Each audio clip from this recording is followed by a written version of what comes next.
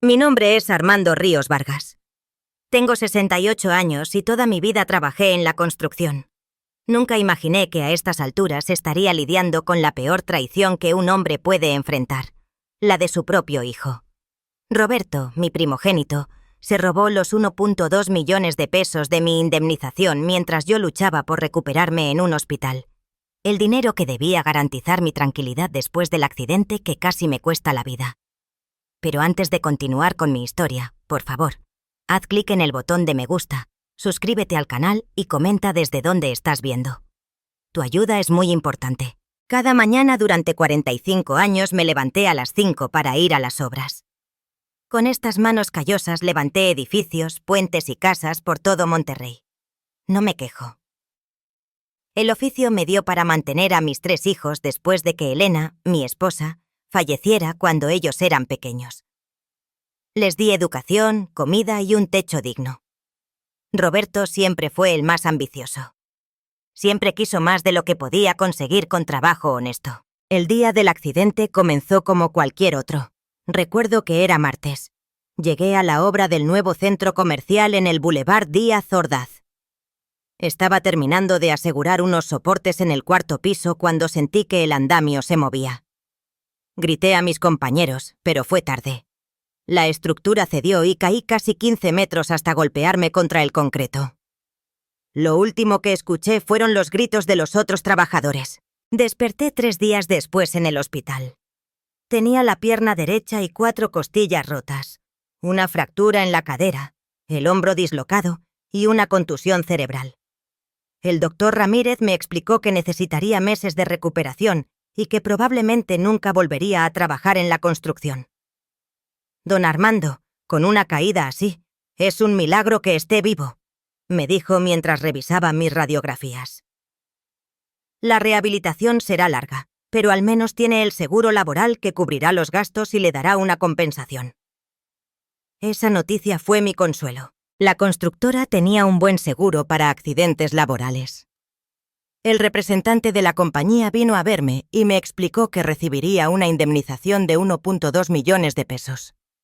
Era una cantidad que jamás había tenido en mis manos. Con ese dinero podría pagar el tratamiento, adaptar mi casa para mi nueva condición y vivir dignamente el resto de mis días. Mis 3 hijos vinieron a verme en cuanto se enteraron. Ximena, mi hija del medio, trajo a mi nieta Camila. La pequeña de 12 años es la luz de mis ojos. Me abrazó con cuidado y me prometió que me cuidaría cuando saliera. Abuelito, te voy a leer tus libros de historia mientras te recuperas, me dijo con sus ojos brillantes.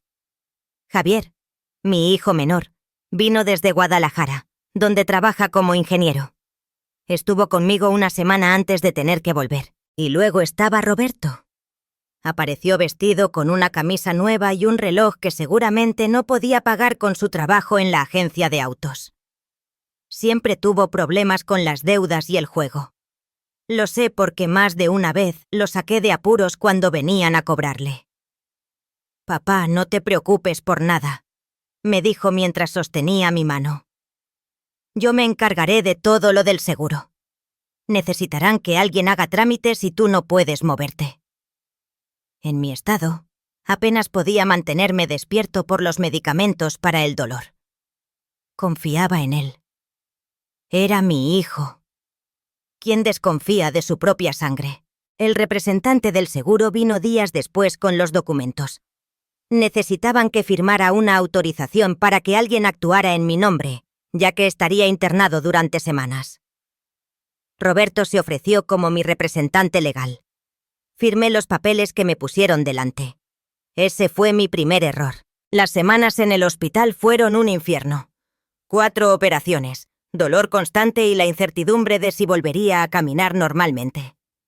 Roberto venía cada pocos días, siempre con regalos caros. Trajo una televisión para mi habitación, flores y hasta un celular nuevo que yo no sabía usar. Ya está todo en marcha con el seguro, papá, me decía. Pronto tendremos el dinero y podré buscarte un mejor hospital. Joaquín, mi compadre de toda la vida, también venía a visitarme.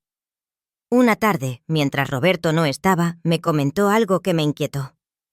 Armando, ¿es cierto que Roberto compró un carro nuevo? Lo vi ayer en un Mustang último modelo. Debe ser del lote de la agencia donde trabaja. Le respondí, aunque una sombra de duda creció en mi mente. No tenía placas de la agencia, insistió Joaquín. Y anoche lo vi en la cantina la patrona gastando como si no hubiera mañana. La patrona era una cantina conocida por sus mesas de póker. Me quedé callado. No quería creer lo que empezaba a sospechar. Pasaron 3 meses antes de que pudiera salir del hospital. Ximena se ofreció a llevarme a su casa, pero insistí en volver a mi hogar. Necesitaba mi espacio, mis cosas, mi independencia, aunque fuera limitada. Acepté que viniera a ayudarme unas horas cada día con la comida y la limpieza. El primer día en casa noté cambios. Mi vieja televisión había sido reemplazada por una pantalla plana. Había muebles nuevos en la sala. Cuando pregunté, Roberto sonrió. «Te mereces vivir mejor, papá. Lo pagué con un adelanto de la indemnización». «¿Ya salió el dinero?», pregunté. «Una parte. El resto llegará pronto». Esa noche no pude dormir. Las dudas me carcomían. Al día siguiente le pedí a Roberto que me mostrara los documentos del seguro y un estado de cuenta. Se puso nervioso. «Están en mi casa, papá. Los traeré mañana». Mañana se convirtió en pasado mañana y luego en la próxima semana. Siempre había una excusa. Mientras tanto, yo seguía con mi rehabilitación. El fisioterapeuta venía 3 veces por semana y cada sesión costaba 600 pesos que Roberto supuestamente pagaba del adelanto. Un día, Ximena vino con Camila. Mi nieta corrió a abrazarme como siempre, pero noté que mi hija estaba seria. «¿Qué pasa?», le pregunté cuando Camila se fue a ver la televisión. «Papá, ¿es verdad que le diste a Roberto un poder para vender tu casa?». Mi corazón se detuvo. «¿De qué estás hablando?». «Ayer me llamó un hombre preguntando si eras tú el que estaba vendiendo la propiedad. Dijo que Roberto estaba pidiendo un adelanto de 500.000 pesos. Sentí que me faltaba el aire. Esta casa fue lo único que pude dejarles a mis hijos. La compré con el sacrificio de años y la terminé de pagar justo antes del accidente».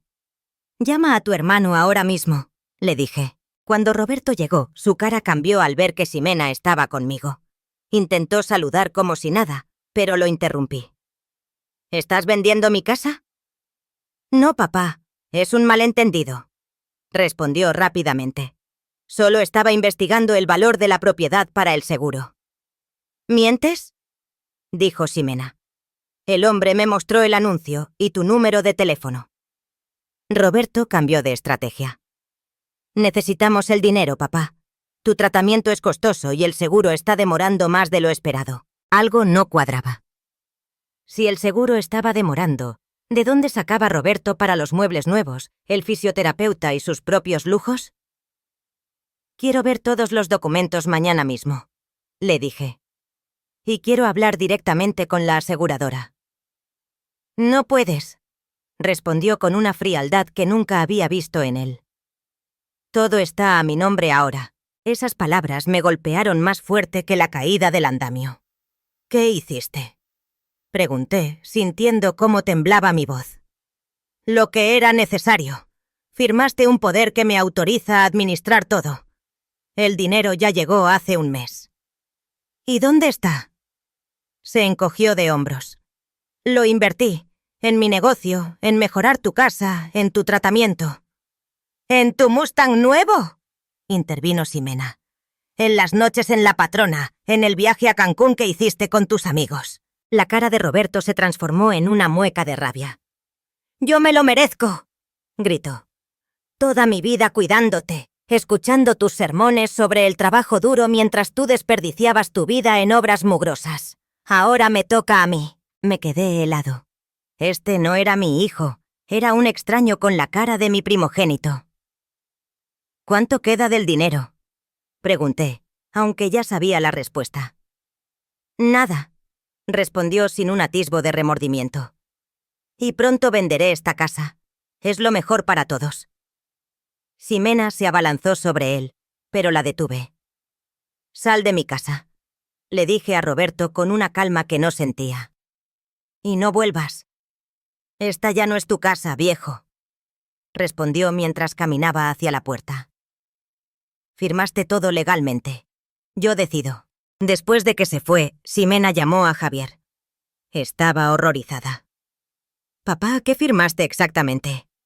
No lo sabía. En el hospital firmé varios documentos sin leerlos. Confiaba en mi hijo. Ahora entendía por qué el personal del hospital me miraba con lástima. Por qué la trabajadora social intentó hablar conmigo en privado antes de darme de alta. Al día siguiente, Ximena regresó con las copias de los documentos que había conseguido en las oficinas del seguro. Lo que vi me destrozó. No solo había firmado un poder para cobrar la indemnización, sino también una autorización para transferir propiedades. Roberto había usado mi firma para apoderarse de todo, el dinero y la casa. Los 1,2 millones de pesos habían sido depositados en una cuenta a su nombre hacía 5 semanas. ¿Cómo pudo hacerme esto?, murmuré mientras las lágrimas caían sobre los papeles. Es mi hijo. Ximena me abrazó mientras sollozaba. Mi nieta Camila, que no entendía completamente lo que pasaba, se acercó y tomó mi mano.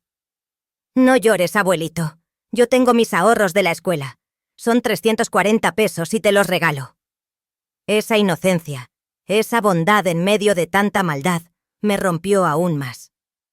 Abracé a mi nieta y le prometí que todo estaría bien, aunque no tenía idea de cómo arreglaría este desastre. Esa noche, mientras intentaba dormir, repasé mi vida. ¿En qué había fallado con Roberto? ¿Cuándo se volvió este monstruo capaz de robar a su propio padre? Recordé cuando era niño y me seguía a todas partes, cuando me pedía que le contara historias sobre los edificios que ayudé a construir. ¿Dónde quedó ese niño? A la mañana siguiente tomé una decisión. No me dejaría vencer. Había sobrevivido a una caída de 15 metros, a la pérdida de mi esposa, a décadas de trabajo bajo el sol inclemente de Monterrey. Esta traición no sería mi final. Llamé a Joaquín. «Necesito tu ayuda, compadre», le dije. «Voy a recuperar lo que es mío». «¿Qué tienes en mente?», preguntó. «Justicia», respondí. «Y necesito que me ayudes a encontrar un buen abogado». Lo que no sabía entonces era que la batalla por recuperar mi dignidad apenas comenzaba, y que antes de ver justicia tendría que enfrentarme a traiciones aún más oscuras de las que podía imaginar. Mi propio hijo no solo me había robado mi dinero, sino que estaba dispuesto a dejarme en la calle. Pero yo, Armando Ríos Vargas, no me rendiría sin pelear. La mañana siguiente a mi confrontación con Roberto, me levanté con una determinación que no sentía desde antes del accidente. Si mi hijo pensaba que me quedaría llorando en un rincón mientras él disfrutaba del dinero de mi sufrimiento, no conocía a su padre. Estas manos curtidas no solo levantaron edificios, también criaron a 3 hijos solos y ahora lucharían por mi dignidad. Joaquín llegó temprano con el periódico y 2 cafés. Es mi ritual con él desde hace décadas, pero esta vez, en lugar de hablar del fútbol o de política, teníamos una misión. «Tengo el nombre de una abogada», dijo mientras extendía un papel sobre la mesa. «Licenciada Sofía Valdés. Se especializa en casos de fraude familiar. No cobra la primera consulta. La llamamos ese mismo día». Su secretaria nos dio cita para la tarde siguiente. Ximena se ofreció a llevarme. «No quiero que te involucres demasiado», le dije. «Roberto es peligroso ahora». Mi hija me miró con esa terquedad que heredó de su madre. «Papá, este también es mi problema. Es nuestra familia». Javier llamó desde Guadalajara. Ximena le había contado todo. «Salgo para allá en el primer autobús», dijo. «Llegaré mañana». «No es necesario que dejes tu trabajo», contesté. «No es opcional, papá. Esto es una emergencia familiar». Esa noche, mientras intentaba conciliar el sueño, escuché un motor afuera. Me asomé por la ventana y vi el Mustang de Roberto estacionado frente a la casa. Él permanecía dentro, mirando hacia mi ventana. No bajó del auto ni intentó entrar, solo observaba como un depredador estudiando a su presa. Después de 15 minutos arrancó y se fue. No le mencioné esto a Ximena cuando vino a buscarme para ir al despacho de la abogada. No quería asustarla más de lo que ya estaba. El edificio de la licenciada Valdés quedaba en el centro de Monterrey, un lugar elegante con pisos de mármol. Me sentí fuera de lugar con mis manos callosas y mi bastón. La secretaria nos hizo pasar inmediatamente. Sofía Valdés resultó ser una mujer pequeña de unos 50 años, con lentes de montura roja y una expresión que inspiraba confianza. Nos escuchó sin interrumpir mientras le contábamos toda la historia. Tomaba notas en una libreta y ocasionalmente asentía. «Don Armando, lamento mucho por lo que está pasando», dijo cuando terminé mi relato. Desafortunadamente, veo casos similares con frecuencia. El fraude familiar es más común de lo que la gente piensa.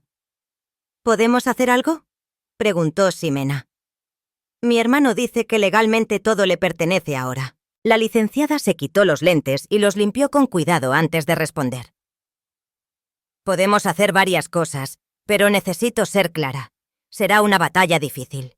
Su hijo ha cometido fraude, falsificación y abuso de confianza, pero actúa bajo el manto de documentos aparentemente legales. Me explicó que necesitábamos pruebas concretas.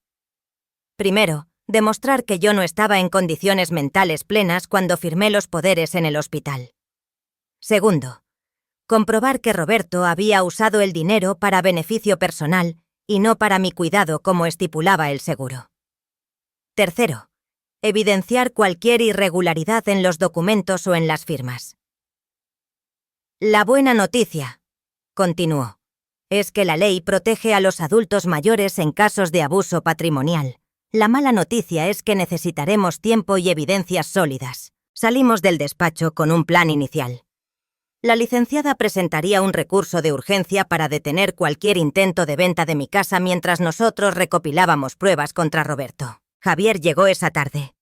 Venía agotado del viaje, pero decidido a ayudar. Mi hijo menor siempre fue el más tranquilo, el estudioso. Mientras Roberto buscaba atajos para todo, Javier trabajó duro para conseguir su título de ingeniero. Necesitamos un plan sistemático, dijo después de ponerse al día. Yo puedo quedarme 2 semanas antes de que me despidan. Tenemos que aprovechar cada minuto. Nos dividimos las tareas. Ximena se encargaría de recopilar los expedientes médicos que probaran mi estado durante la hospitalización. Javier investigaría los movimientos bancarios y los documentos del seguro. Joaquín, que conocía a media ciudad por su trabajo como taxista, buscaría testigos que hubieran visto a Roberto gastando el dinero. Yo me concentraría en recordar cada detalle, cada conversación, cada documento que firmé. Esa noche Javier se quedó en mi casa. Estábamos cenando cuando el teléfono sonó. Era Roberto. «Ponlo en altavoz», pidió Javier. La voz de mi hijo mayor sonaba extrañamente calmada. «Papá, estoy dispuesto a negociar. No quiero que esto se convierta en un problema familiar más grande». «Ya es un problema», respondí. «Te robaste mi dinero y ahora quieres quitarme mi casa. No lo veas así». Su tono era conciliador, casi dulce. «Solo estoy administrando lo que es mejor para todos. Puedes seguir viviendo en la casa. No te preocupes. Solo necesito que firmes unos papeles más para arreglar unos detalles legales». Javier me hizo señas para que siguiera la conversación. Tal vez Roberto revelaría algo importante. «¿Qué clase de papeles?», pregunté. «Nada importante. Solo una declaración diciendo que me autorizaste a usar el dinero como yo considerara mejor. Es para el banco. Pura formalidad». Sentí náuseas. Mi hijo no solo me había robado. Ahora quería que me convirtiera en cómplice de su crimen. «Necesito pensarlo», dije. «Ven mañana y lo discutimos». Hubo un silencio al otro lado de la línea. «¿Está Javier contigo?», preguntó de repente con un tono completamente diferente. «Sí, llegó hoy», respondí sin pensar. «Ya veo. Así que la familia se está uniendo contra mí. Muy bien. Recuerda que tengo documentos que prueban que me cediste todo voluntariamente. Si me demandas, solo conseguirás que todos quedemos mal. Especialmente tú, que ni siquiera pudiste controlar a tu propio hijo». Colgó antes de que pudiera responder. Javier golpeó la mesa con frustración. Es un manipulador, dijo. Siempre lo fue, pero nunca pensé que llegaría a este extremo. Es mi culpa, murmuré. Yo lo crié así. No, papá. Javier puso su mano sobre mi hombro. Todos tuvimos la misma educación. Roberto eligió su camino. Al día siguiente, Ximena vino con Camila después de la escuela. Mi nieta notaba que algo andaba mal en la familia, aunque tratábamos de ocultárselo. «Abuelito, ¿por qué el tío Roberto no viene a visitarte?», me preguntó mientras dibujaba en la mesa. No supe qué responder. ¿Cómo le explicas a una niña que su tío es un ladrón que dejó a su abuelo en la ruina? «Tu tío está ocupado con su trabajo», intervino Ximena. «Y nosotros estamos cuidando al abuelo ahora». Camila pareció aceptar la explicación y siguió dibujando. Me mostró su obra, una casa con 4 figuras. «Mi familia», había escrito arriba. Éramos Ximena, ella, yo y una figura más alta que identificó como Javier. «¿Y tu tío Roberto?», pregunté. «Él no vive con nosotros», respondió con la sencillez de un niño. Además, la maestra dijo que familia es quien te cuida cuando estás enfermo. Sus palabras me conmovieron profundamente. De la boca de una niña salía una verdad que muchos adultos no comprenden. Esa tarde Joaquín regresó con información valiosa. «Tengo 3 testigos que vieron a Roberto en el Casino Caliente la semana pasada», informó. «Gastó más de 50.000 pesos en una noche. Uno de ellos trabaja allí y dice que es cliente frecuente desde hace 2 meses. Justo cuando recibió el dinero», observó Javier. «Hay más», continuó Joaquín. «Compró el Mustang al contado. El vendedor es conocido mío. Pagó 800.000 pesos en efectivo. Era casi todo el dinero de mi indemnización en un solo gasto absurdo». Sentí que la sangre me hervía. «Necesitamos pruebas documentadas», dijo Javier. «Testimonios no bastarán». Al día siguiente, Javier fue al banco. Como ingeniero, sabía hablar el lenguaje técnico que impresiona a los ejecutivos. Regresó con noticias desconcertantes. «El dinero del seguro nunca llegó a la cuenta que Roberto abrió supuestamente para ti», explicó. «Fue depositado directamente en su cuenta personal. Y hay más. Ha estado sacando préstamos usando la casa como garantía». «¿Puede hacer eso?», preguntó Ximena horrorizada. «Con el poder que papá firmó, lamentablemente sí. Esa noche no pude dormir. Me atormentaba pensar que podría perder el techo bajo el cual crié a mis hijos. Cada rincón de esta casa guarda un recuerdo de Elena, de los niños creciendo, de una vida de esfuerzo honrado». Al amanecer escuché un coche detenerse frente a la casa. Me asomé y vi a Roberto hablando con un hombre de traje. Señalaban hacia la propiedad y el hombre tomaba notas. Estaba enseñándole la casa a un posible comprador. Javier también los vio y salió a confrontarlos. «Esta propiedad no está a la venta», dijo firmemente. «Según estos documentos, sí lo está», respondió el hombre de traje, mostrando unos papeles. «El señor Ríos es el propietario legal». «Hay un proceso legal en curso», intervino Javier. «Le recomiendo que busque otra propiedad si no quiere verse involucrado en un litigio». El hombre miró a Roberto con desconfianza y se marchó rápidamente. Mi hijo mayor se acercó a Javier con una expresión que nunca había visto en él. «¿Crees que puedes detenerme?», le espetó. «Eres un ingeniero mediocre que vive al día. Yo tengo contactos, tengo dinero». «Tienes dinero robado», respondió Javier. «Y pronto tendrás una orden judicial encima». Roberto soltó una risa fría. «¿Crees que la justicia funciona? Tengo a un juez en el bolsillo. Para cuando terminen de pelear en los tribunales, ya habré vendido todo y estaré lejos». Se marchó sin entrar a la casa. Javier estaba pálido cuando regresó. «Tenemos que movernos más rápido», dijo. «Creo que realmente tiene contactos en el juzgado». Llamamos inmediatamente a la licenciada Valdés y le contamos lo sucedido. Su reacción fue inmediata. «Voy a solicitar medidas cautelares hoy mismo y necesitamos documentar todo esto». Su hijo Javier escuchó la amenaza. «Puede servir como testigo». Esa misma tarde preparamos una declaración firmada por Javier, relatando la conversación con Roberto. La licenciada también nos aconsejó instalar una cámara de seguridad frente a la casa para documentar cualquier intrusión o acoso. Mientras tanto, Ximena consiguió una carta del doctor Ramírez confirmando mi estado cognitivo durante la hospitalización. El médico recordaba claramente haber expresado sus dudas sobre mi capacidad para firmar documentos legales bajo los efectos de los analgésicos. Don Armando estaba medicado con dosis altas de opioides para el dolor, escribió en su declaración. En mi opinión profesional, no se encontraba en condiciones óptimas para tomar decisiones legales complejas.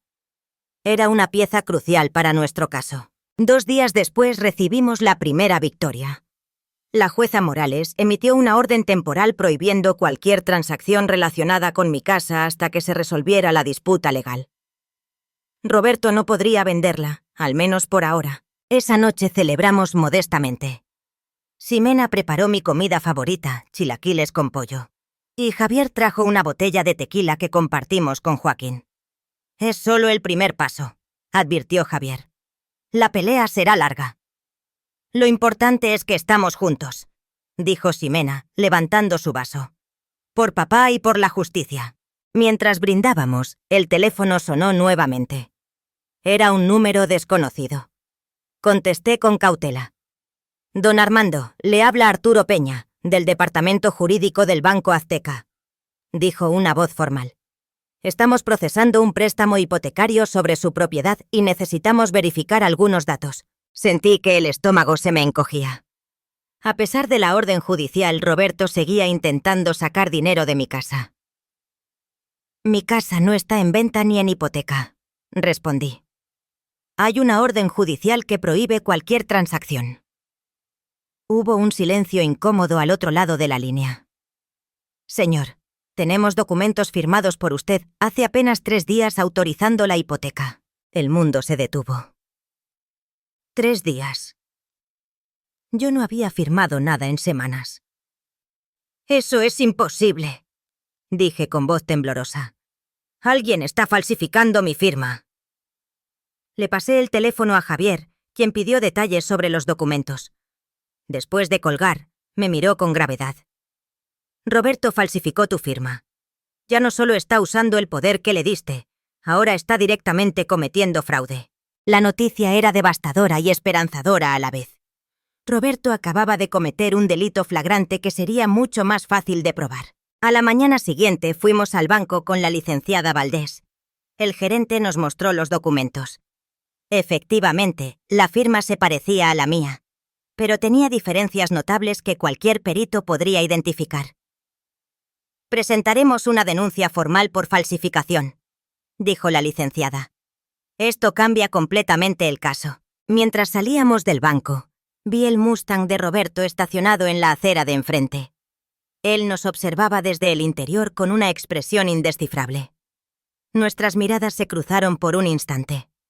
No había rabia ni miedo en sus ojos, solo una fría determinación que me heló la sangre. «Está desesperado», comentó Javier cuando se lo señalé.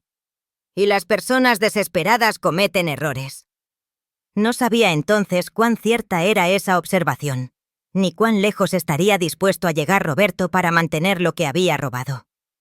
La guerra por recuperar mi dinero y mi dignidad apenas comenzaba, y mi hijo acababa de elevar las apuestas de maneras que ni siquiera podía imaginar. Esa noche, mientras intentaba dormir, recordé a Roberto de niño.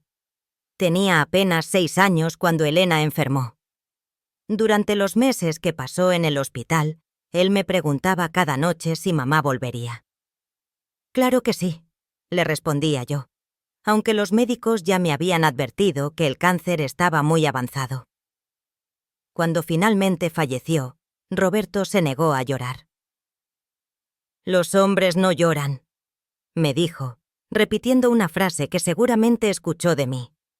Fue ahí donde comenzó a endurecer su corazón. Fui yo quien sembró esa semilla. El recuerdo me atormentaba mientras el sueño finalmente llegaba. Lo último que pensé antes de dormirme fue en la mirada de Roberto esa tarde. No era la mirada de un hijo a su padre. Era la mirada de un enemigo calculando su próximo movimiento. Y yo, por primera vez en mi vida, tenía miedo de mi propio hijo. Amaneció lloviendo en Monterrey. Desde mi ventana observaba cómo el agua golpeaba el vidrio, formando pequeños ríos que se deslizaban hasta desaparecer. Me sentí identificado con esas gotas, arrastradas por una fuerza mayor que ellas, sin poder determinar su destino. Así me sentía desde que descubrí la traición de Roberto. Javier entró en mi habitación con una taza de café. Había tomado un permiso extendido en su trabajo para quedarse conmigo. Su jefe, un hombre comprensivo que también había pasado por problemas familiares, le dio un mes. Era un alivio tenerlo cerca, especialmente después de los acontecimientos de la noche anterior. La denuncia formal por falsificación estaba presentada. La licenciada Valdés nos explicó que, a diferencia del caso por el poder notarial, la falsificación de firma era un delito penal que se podía demostrar con un peritaje caligráfico. Roberto podría enfrentar cargos serios. ¿Cómo dormiste, papá?, preguntó Javier mientras me entregaba el café. ¿Cómo puede dormir un hombre que tiene que enviar a su hijo a la cárcel? Javier se sentó a mi lado en la cama. No lo estás enviando tú. Él tomó sus decisiones. Asentí sin convicción. Una cosa era saber que tenía la razón, y otra muy distinta era sentirla. A pesar de todo, Roberto seguía siendo mi hijo, el niño que una vez llevé sobre mis hombros, a quien enseñé a andar en bicicleta, por quien trabajé dobles turnos para pagar su educación. El teléfono interrumpió mis pensamientos. Era Ximena. Su voz sonaba agitada. «Papá, acabo de recibir una llamada de la escuela de Camila. Roberto fue a buscarla». Mi sangre se congeló. ¿Qué? ¿Está bien? Sí. Los maestros no la dejaron ir con él. Dijo que yo lo había autorizado a recogerla, que había una emergencia familiar. Javier me miró alarmado mientras yo procesaba la información. «Voy para la escuela ahora mismo», continuó Ximena. «Pero tengo miedo, papá. Nunca había hecho algo así». «No vayas sola», le advirtió Javier acercándose al teléfono. «Espera, yo te alcanzo allá». Después de colgar, Javier llamó inmediatamente a la licenciada Valdés para informarle del intento de Roberto de llevarse a Camila. Ella nos aconsejó presentar otra denuncia por este incidente y solicitar una orden de restricción. «Esto es serio», me dijo Javier mientras se preparaba para salir. «Está escalando. Primero tu dinero, luego la casa. Ahora intenta usar a Camila». No podía entender la lógica de Roberto. ¿Qué pretendía conseguir intentando llevarse a su sobrina? ¿Era una forma de presionarnos o algo peor? Mientras Javier iba a la escuela, me quedé con Joaquín, quien había venido apenas supo lo ocurrido. No querían dejarme solo, temiendo que Roberto apareciera. «Nunca pensé que llegaría a esto», dijo Joaquín, sentado frente a mí en la sala. «Conozco a tu hijo desde que era un chamaco. Siempre fue ambicioso, pero esto...» No terminó la frase. No era necesario. Ambos sabíamos que Roberto había cruzado una línea que nunca imaginamos posible. 2 horas después, Javier regresó con Ximena y Camila. Mi nieta corrió a abrazarme. «Abuelito, el tío Roberto vino a la escuela», me contó con una mezcla de confusión y miedo. «Dijo que tú estabas muy enfermo y que tenía que llevarme al hospital». Acaricié su cabello mientras intentaba mantener la compostura. «No estoy enfermo, mi niña, y nunca enviaría a nadie a buscarte sin avisarle a tu mamá». Ximena estaba visiblemente alterada. Después de enviar a Camila a ver televisión en la otra habitación, nos contó los detalles. «El director dice que Roberto llegó muy alterado, diciendo que había una emergencia. Cuando le pidieron identificación y confirmación mía, se puso agresivo. Tuvieron que llamar a seguridad». «¿Presentaste la denuncia?», preguntó Joaquín.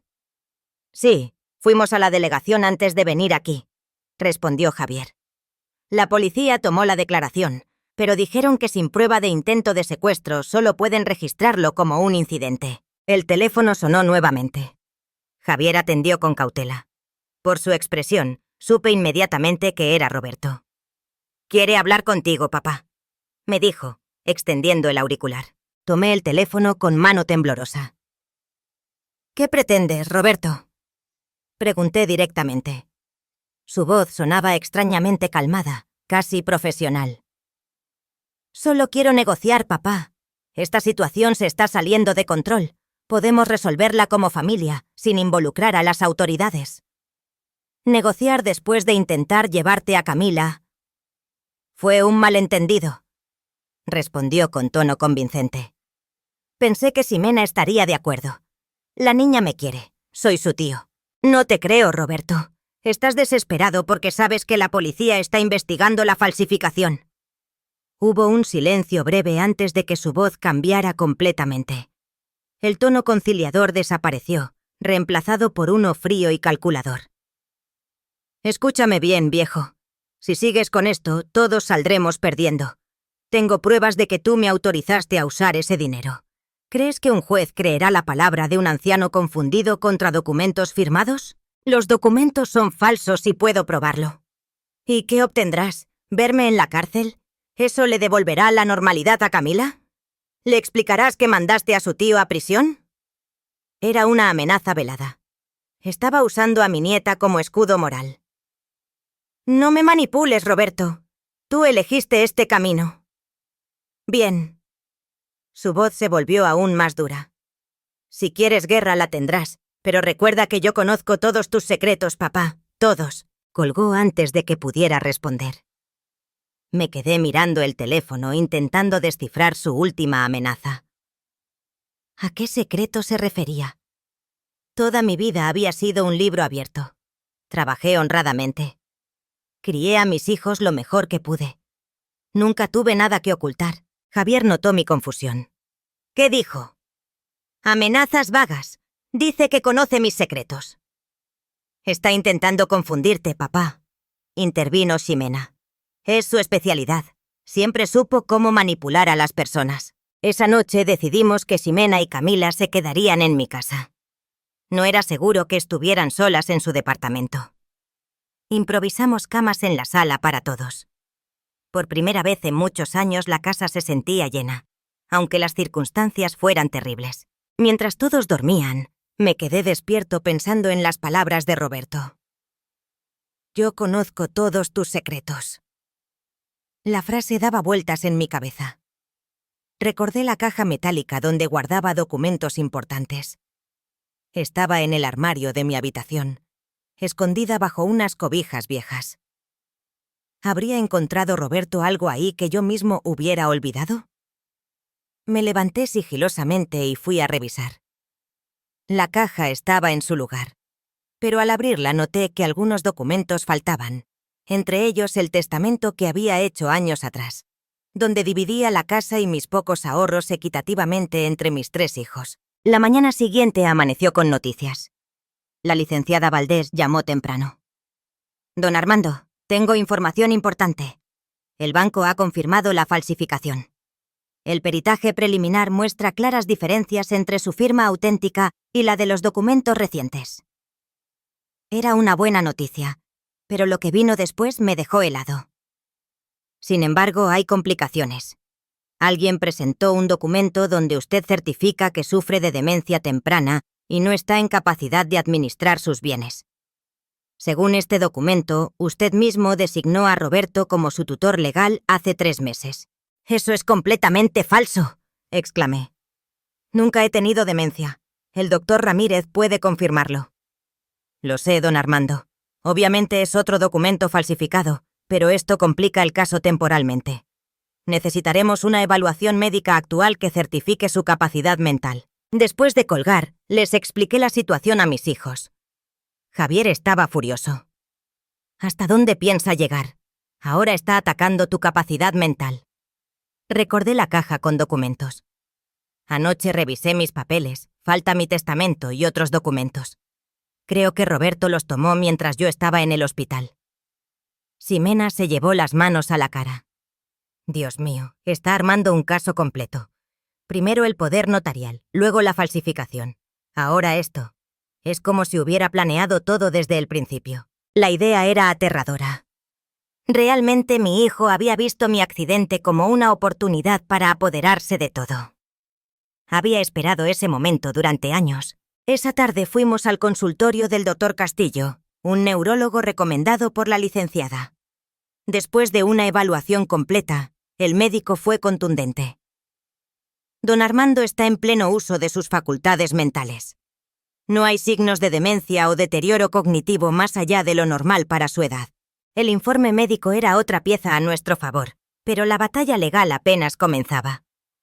La licenciada nos advirtió que los tribunales podrían tardar meses en resolver el caso, especialmente con las acusaciones cruzadas sobre mi capacidad mental. Mientras tanto, la presencia de Roberto se sentía constante.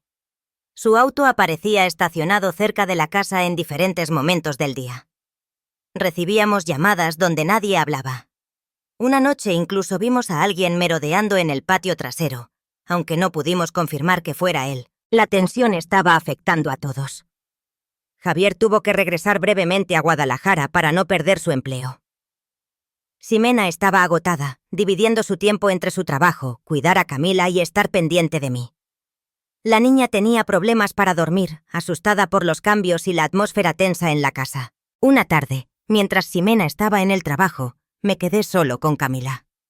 Estábamos jugando dominó en la mesa del comedor cuando ella me hizo una pregunta que me desarmó. «Abuelito, ¿es verdad que estás perdiendo la memoria?» La miré sorprendido. «¿Quién te dijo eso?» «El tío Roberto me llamó ayer a mi celular. Dijo que estás enfermo y que no recuerdas cosas. Por eso estás confundido sobre el dinero». Sentí que me faltaba el aire. Roberto había contactado directamente a Camila, aprovechando su inocencia para sembrar dudas. «No, mi niña, mi memoria está perfectamente bien. El doctor lo confirmó ayer». «Eso pensé», dijo ella con una sonrisa que me devolvió la calma. «Le dije al tío que no le creía porque ayer me ayudaste con mi tarea de matemáticas y te acordaste de todo». La abracé con fuerza, agradecido por su confianza, pero preocupado por el hecho de que Roberto hubiera encontrado una vía para comunicarse con ella. Cuando Ximena regresó y le conté lo sucedido, inmediatamente revisó el teléfono de Camila. Efectivamente, había llamadas de un número desconocido.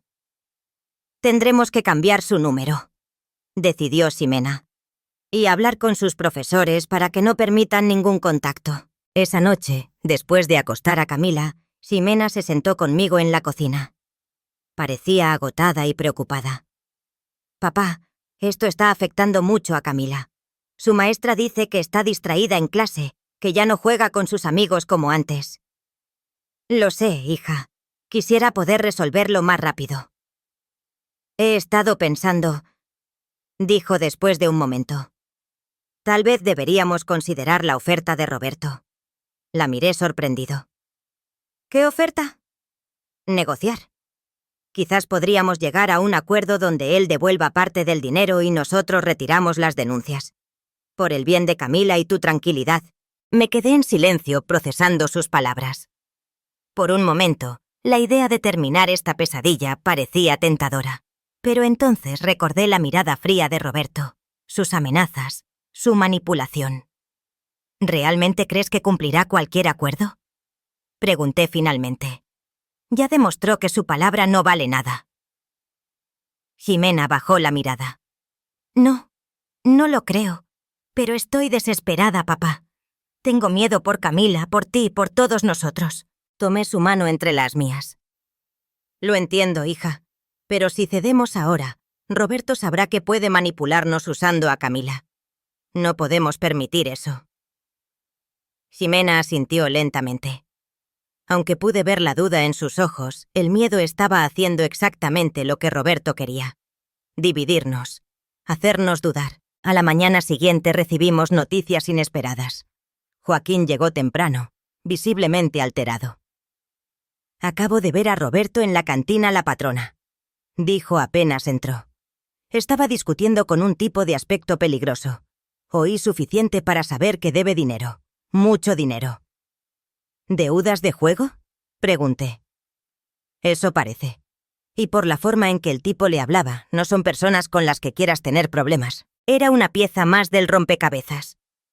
Si Roberto tenía deudas de juego, explicaría su desesperación por conseguir dinero rápido.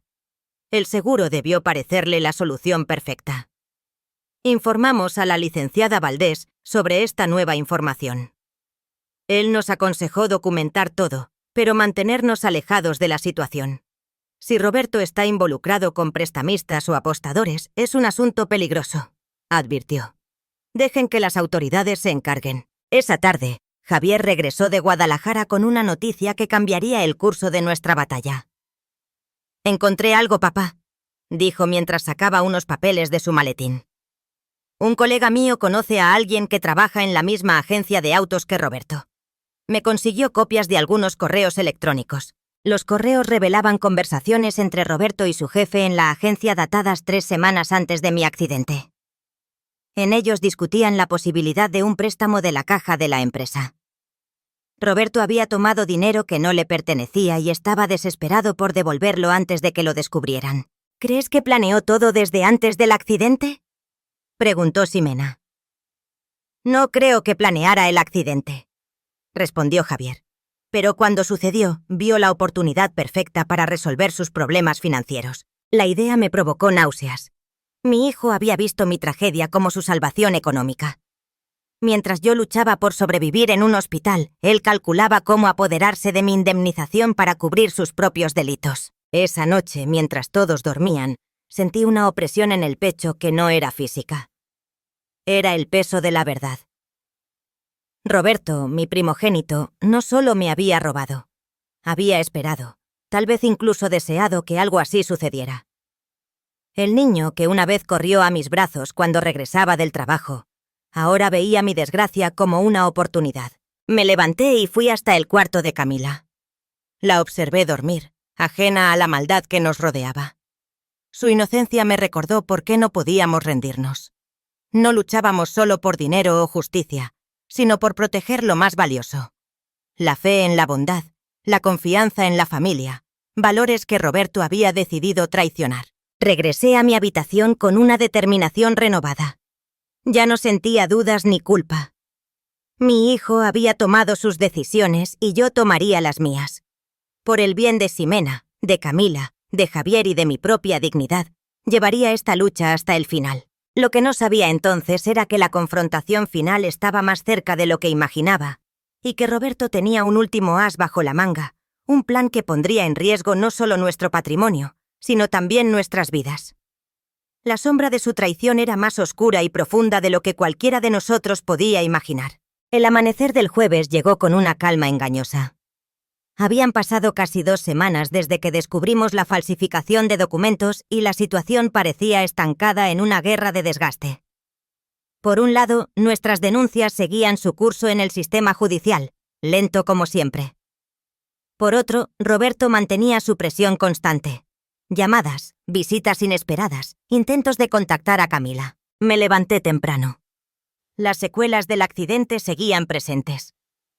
Dolor en la cadera al caminar, rigidez en el hombro, una cojera que probablemente me acompañaría el resto de mi vida. Pero ya no me sentía como una víctima indefensa. Cada día recuperaba algo de la fortaleza que construí durante décadas de trabajo duro. Estaba preparando café cuando sonó el teléfono. Era la licenciada Valdés. «Don Armando, tenemos una audiencia preliminar mañana a las 10. El juez quiere escuchar ambas partes antes de decidir sobre las medidas cautelares permanentes».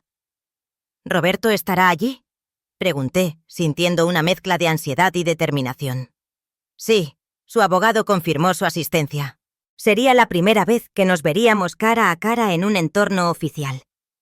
Hasta ahora nuestros encuentros habían sido breves y tensos, siempre con la familia alrededor. Mañana estaríamos frente a un juez, cada uno defendiendo su verdad. «Estaremos preparados», le aseguré. Después de colgar le di la noticia a Ximena, quien inmediatamente llamó a Javier. Mi hijo menor prometió tomar el primer autobús desde Guadalajara para estar presente. Pasamos el día preparándonos. La licenciada nos había aconsejado recopilar toda la documentación. Mis expedientes médicos, las pruebas de falsificación, los testimonios, los movimientos bancarios que mostraban cómo Roberto había gastado el dinero en lujos personales.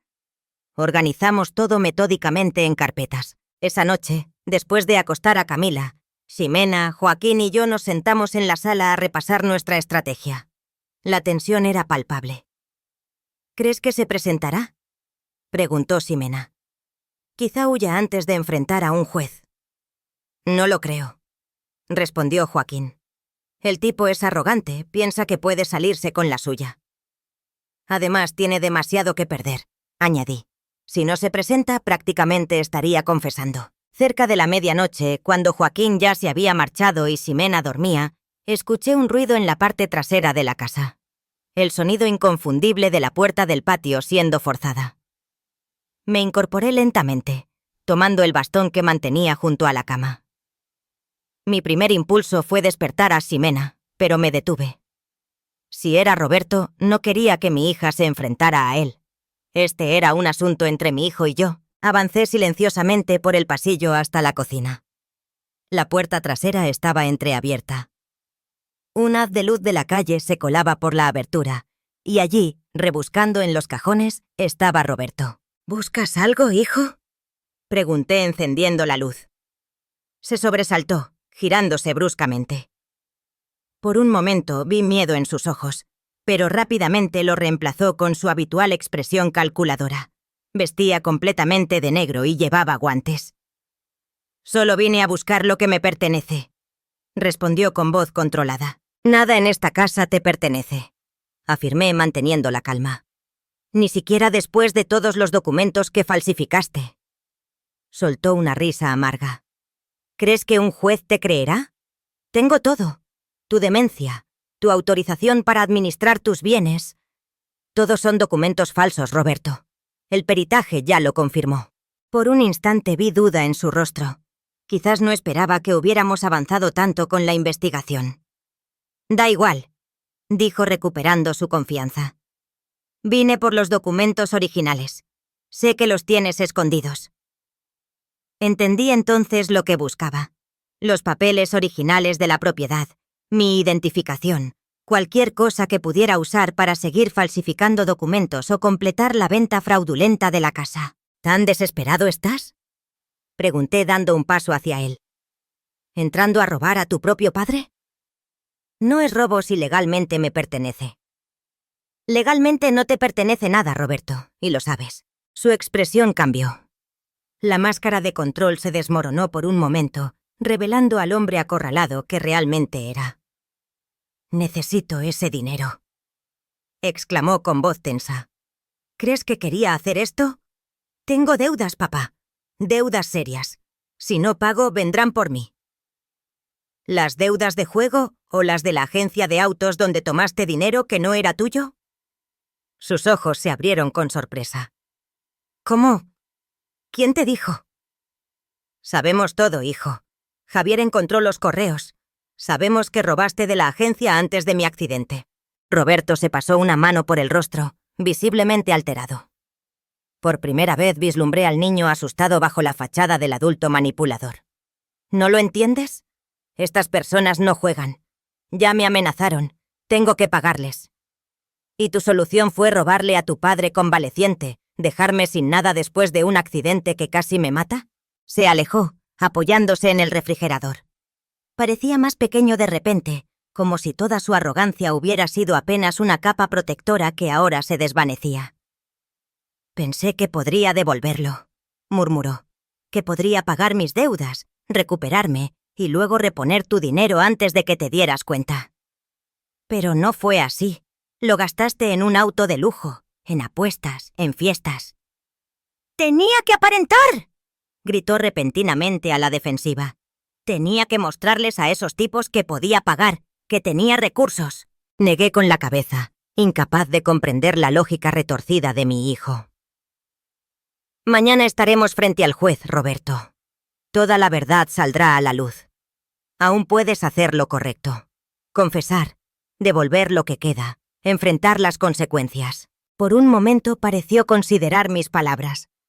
Vi un destello de duda, quizás incluso de arrepentimiento, pero rápidamente su expresión se endureció nuevamente. «No hay vuelta atrás, papá. He llegado demasiado lejos». Se incorporó, avanzando hacia mí.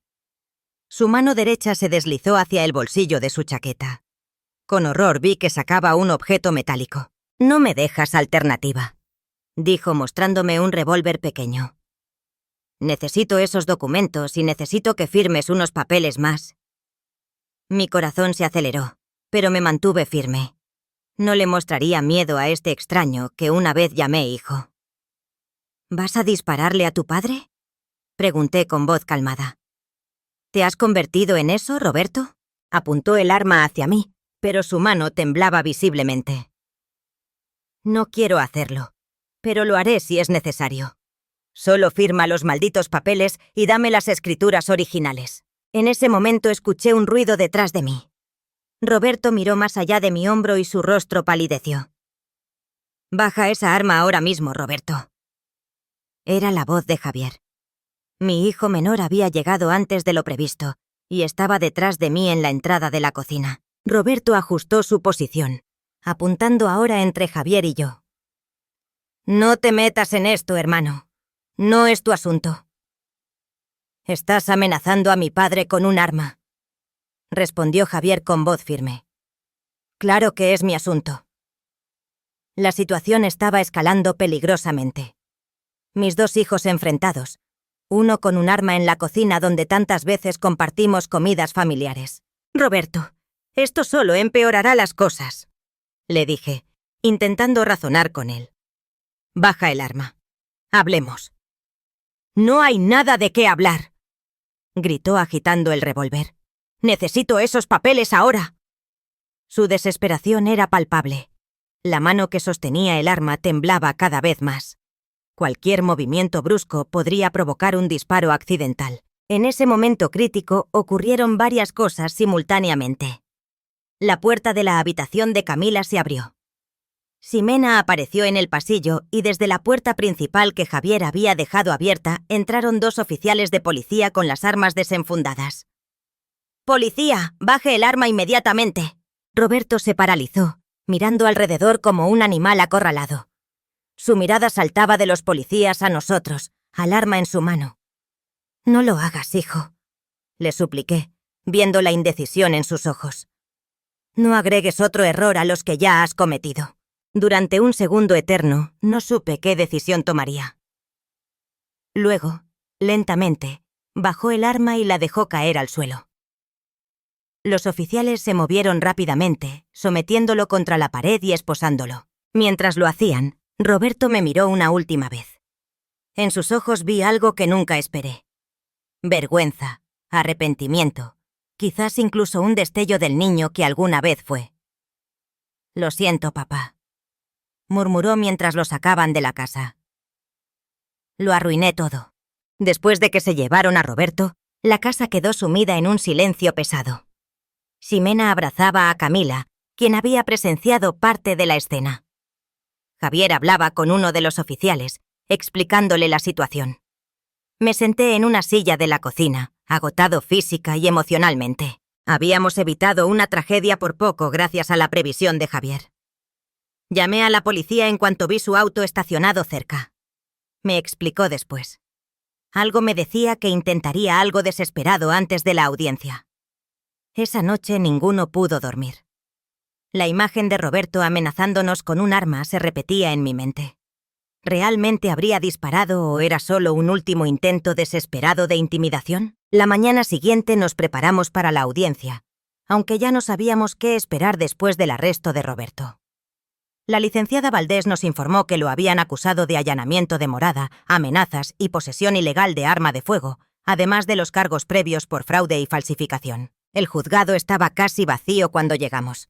Solo nosotros, la licenciada, el juez y, para mi sorpresa, Roberto con un abogado de oficio. Lo habían traído esposado desde la comisaría. Evitó nuestra mirada mientras el juez daba inicio a la audiencia.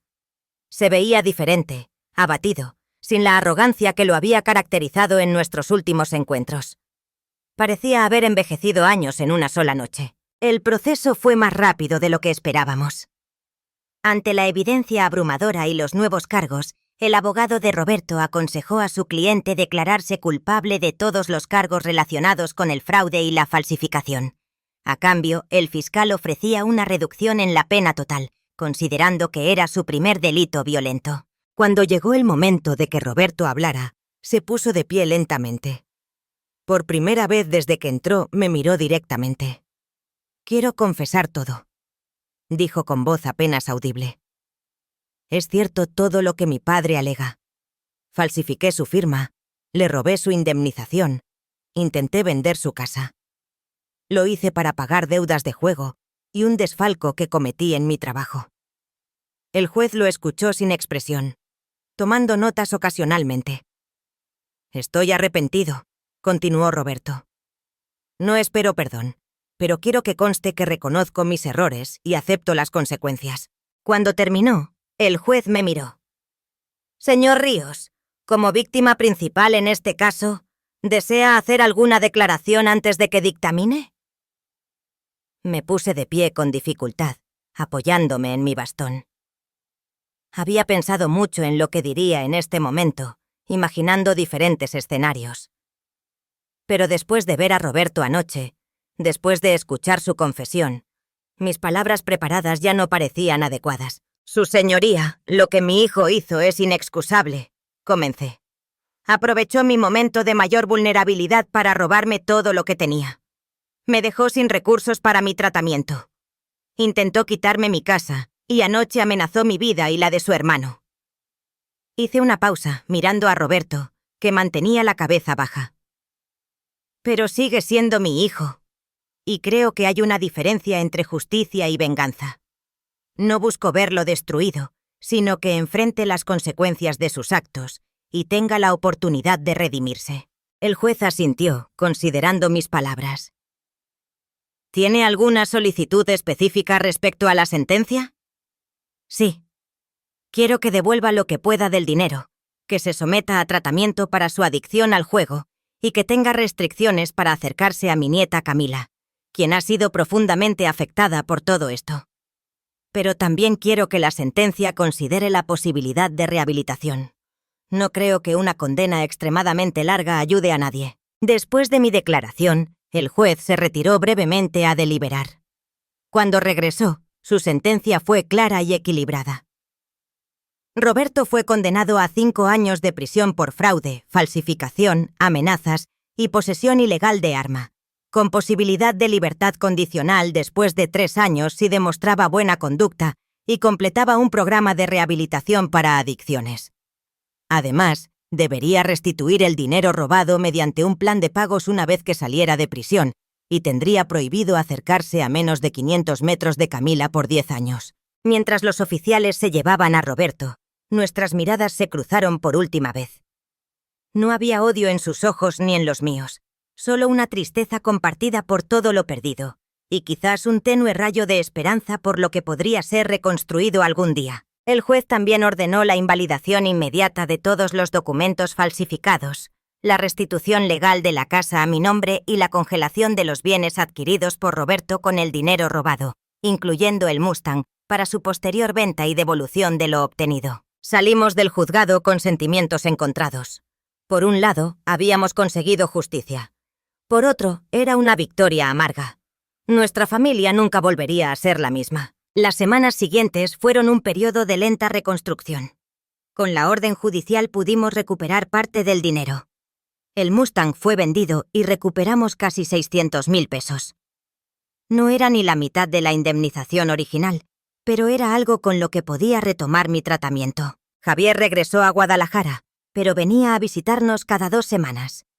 Ximena y Camila continuaron quedándose en mi casa. La presencia de mi nieta iluminaba los días difíciles. Un mes después del juicio, recibí una carta desde el Centro Penitenciario del Estado. Era de Roberto. Dudé en abrirla, temiendo encontrar más manipulaciones o reproches.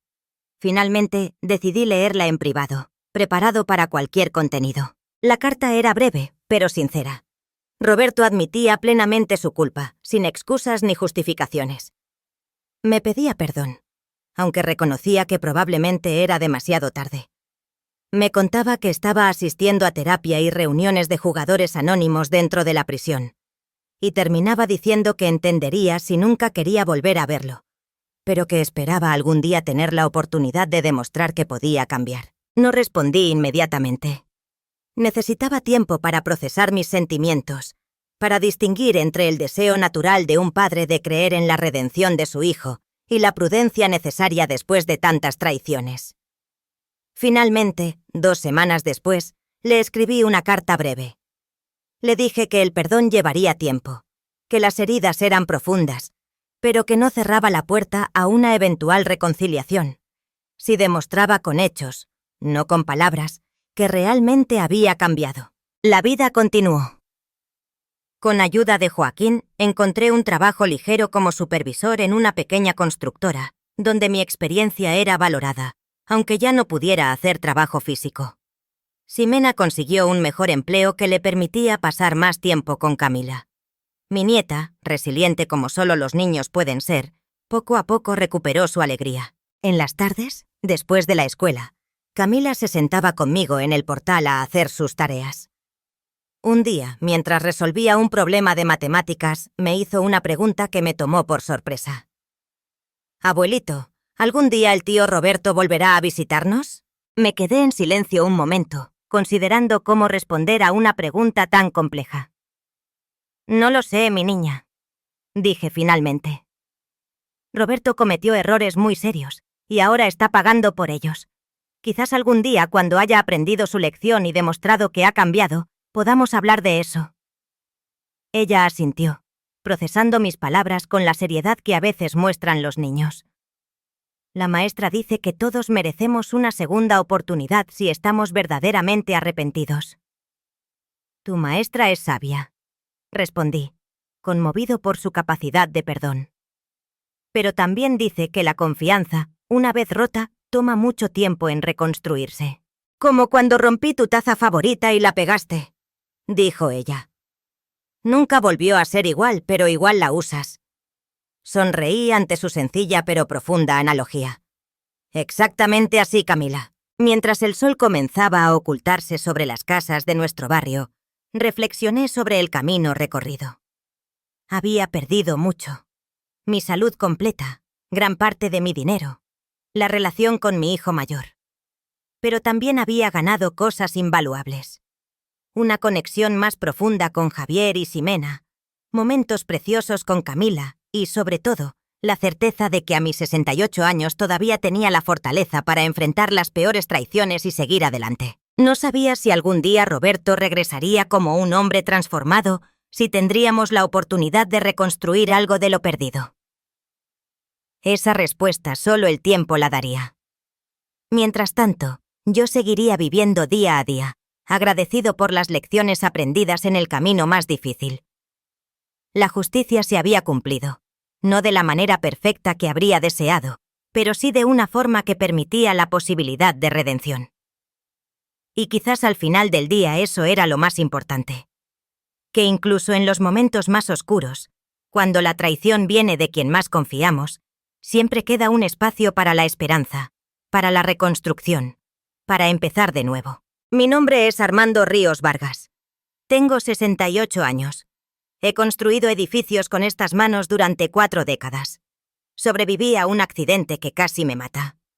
Enfrenté la traición de mi propio hijo, y aquí estoy, todavía en pie, todavía mirando hacia adelante. Porque si algo me enseñó la vida en la construcción, es que incluso después del derrumbe más devastador, siempre se puede volver a edificar, ladrillo a ladrillo, con paciencia y determinación. Esa es mi historia, una historia de caída y levantamiento, de traición y justicia, de pérdida y reconstrucción. Una historia real, como tantas otras que se viven en silencio detrás de las paredes de hogares aparentemente comunes. Una historia que espero sirva para recordar que la dignidad y la integridad, una vez que se asientan en el alma, ni el peor de los engaños puede arrebatarlas. Si mi historia te conmovió, no olvides suscribirte y activar las notificaciones para conocer más testimonios reales como el mío. Tu apoyo me motiva a seguir compartiendo estas experiencias que muchos callamos por vergüenza o dolor.